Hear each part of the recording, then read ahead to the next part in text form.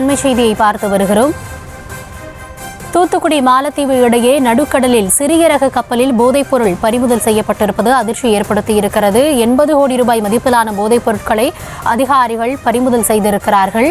அது மட்டுமின்றி 11 பேரிடம் மத்திய வருவாய் குற்றப்புலனாய்வு பிரிவு அதிகாரிகள் இதுகுறித்து விசாரணை மேற்கொண்டு வருவதாகவும் கள தகவல்கள் கிடைக்கப்பெற்றிருக்கின்றன. இதுகுறித்த மேலும் விவரங்களுக்காக இணைகிறார் எம்முடைய செய்தியாளர் முத்துராமன்.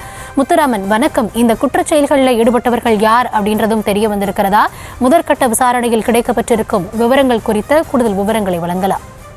வணக்கம் கௌதமி. தூத்துக்குடியிலிருந்து மாலத்தீவுக்கு சிறிய ரக கப்பலில் கடத்தி செல்லப்பட்ட சுமார் 80 கோடி ரூபாய் மதிப்பிலான போதைப் பொருளை மத்திய வருவாய் புலனாய்வுத்துறை அதிகாரிகள் நடுக்கடலில் வைத்து பறிமுதல் செய்தனர். இது தொடர்பாக 11 பேரிடம் விசாரணை தொடர்ந்து நடைபெற்று வருகிறது. தூத்துக்குடி மாலத்தீவு இடையே தோணி என அழைக்கப்படும் சிறிய ரக கப்பல் மூலம் கட்டுமான பொருட்களை ஏற்றுமதி செய்யப்பட்டு வருகிறது. இந்நிலையில் தூத்துக்குடியிலிருந்து பழைய துறைமுகத்திலிருந்து கடந்த 4ஆம் தேதி மாலத்தீவுக்கு புறப்பட்டு சென்ற ஒரு கப்பலில் போதைப் பொருள் கடத்தி செல்லப்படுவதாக மத்திய வருவாய் குற்றப்புலனாய்வு பிரிவு அதிகாரிகளுக்கு தகவல் கிடைத்தது.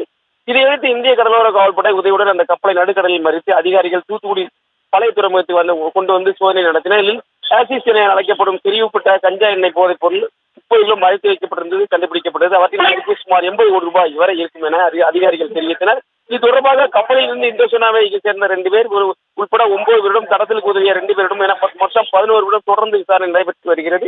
இந்த கடத்தல் சம்பவத்தில் பழைய துறைமுகத்திலிருந்து பணிபுரிய ஒருவர் உதவியுடன் செய்ததாக கூறப்படுகிறது. ஏற்கனவே ஜனவரி மாதத்தில் போதைப் பொருட்கள் கடத்தியதாக மத்திய தொழில் பாதுகாப்பு படை வீரர் உட்பட 4 பேர் மத்திய வருவாய் புலனாய்வு அதிகாரிகள் தொடர்ந்து கைது செய்து இது தொடர்பாக தொடர்ச்சியாக விசாரணை செய்து கண்காணித்து வருகின்றனர். கௌதமி.